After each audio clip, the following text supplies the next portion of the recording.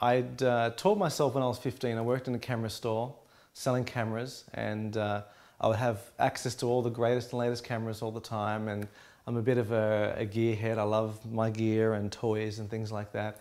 And basically, I did some work experience there and started working through there all through high school, and then into university where I studied business marketing.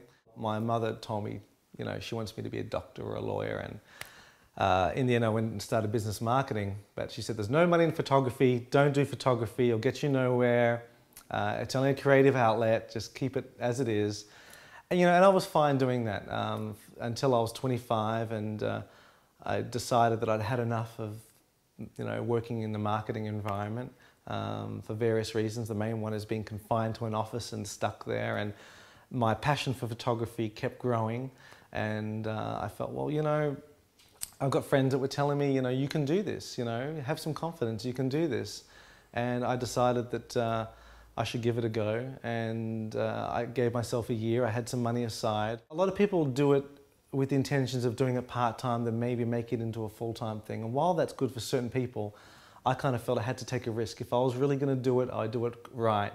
So I had a friend that knew someone at a local newspaper, and quite often this is the way it works. You need to know someone somewhere.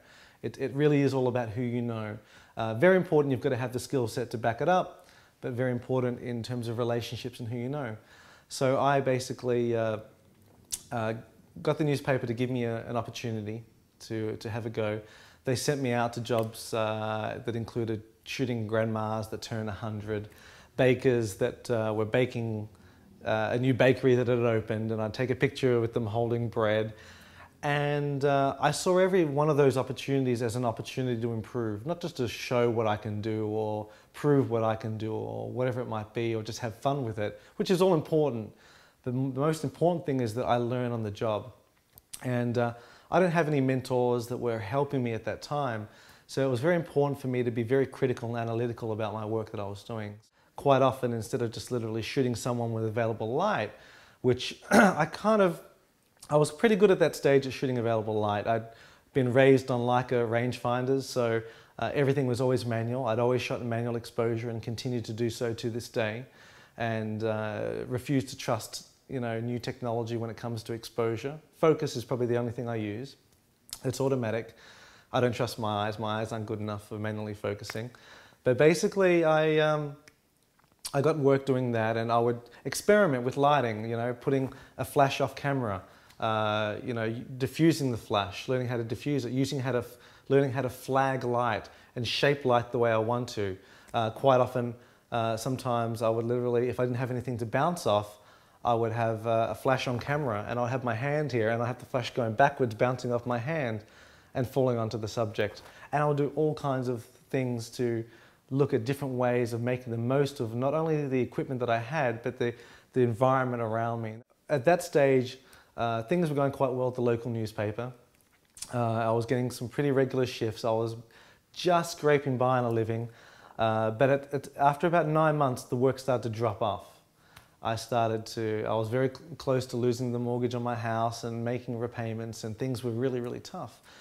I happened to receive a call from a photographer that, by the name of Ryan Pierce, fantastic photographer that works for Getty Images, and he had a side business shooting kids football, Australian Aussie rules football, and he said, I'd like you to, you know, come out on the weekend and shoot some of that for me. And I said, sure, I'll give it a go. You know, every job is an opportunity, and I've been shooting some sport at the local paper on weekends because no one wanted to work weekends, so I would get all these great sport jobs and have access to their large lenses up to 600mm, 400mm, and I would shoot football. And so after a couple of weeks, Ryan said that I'd done a great job, and he was quite impressed and wanted to sit down and talk to me, and I was wondering why. Why does this guy want to talk to me? And funny enough, he told me about Getty Images, how he worked for Getty Images, and how Getty Images could provide me with certain opportunities, and said that you know, you've got an eye for photography, and I can see that. We'd need to train you a little bit, but we'll give you a go. And long story short, job by job by job, I strive to exceed any expectations. I strive to improve on what I did last time, analytical of framing, composition, lighting, very important was my editing. I learned a lot about editing, about it's not just the images that you shoot, but it's the images that you select, and it's also the way you crop them as well.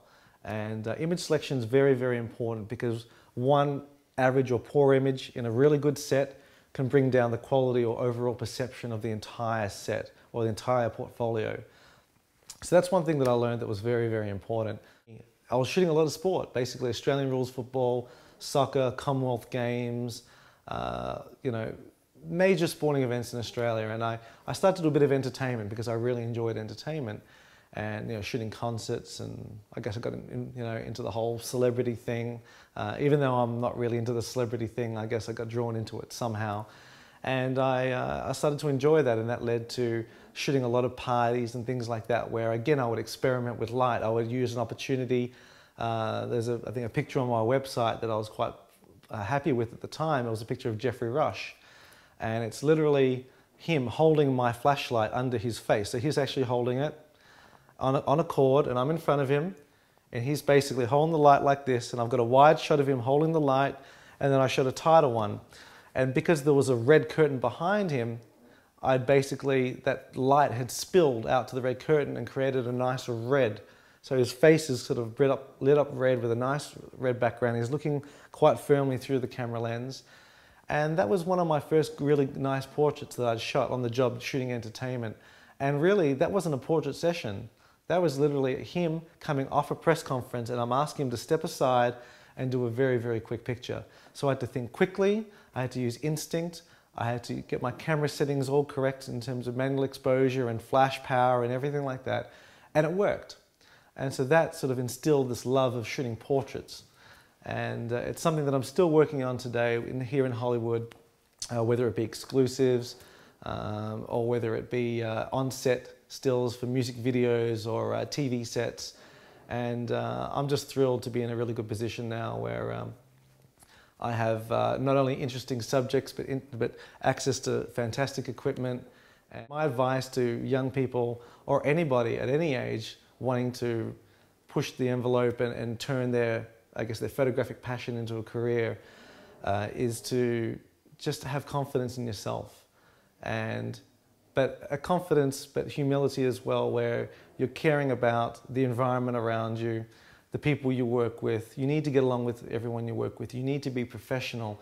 Photography no longer is about how good a photographer you are. It really is about the contacts you make, the relationships you build, the services you provide to your clients. So I guess learning a little bit about business as well can be very, very beneficial to prospective photographers. It's really good to go in and work for free and assist and all that kind of thing. But at the same time too, there are industry rates involved, and this is something that photographers don't often talk about, but they're very passionate about. And that is that we all like to work on an even level playing field. And I guess when you want to get a start, you want to offer your photographic services for free to get the experience. And while that's good, in the long run, it doesn't actually help the industry. So I think it's very important for people to take notice of that and try and abide by those sort of, unofficial rules or laws that photographers work under, and keep the industry running and keep it, lucrative in a way so that photographers can continue making a living. My advice would always be to push the envelope a little bit. Always try to make your next picture better than what it was. And the day you feel that you've had enough, that basically you can't improve anymore, then really you should just give up photography.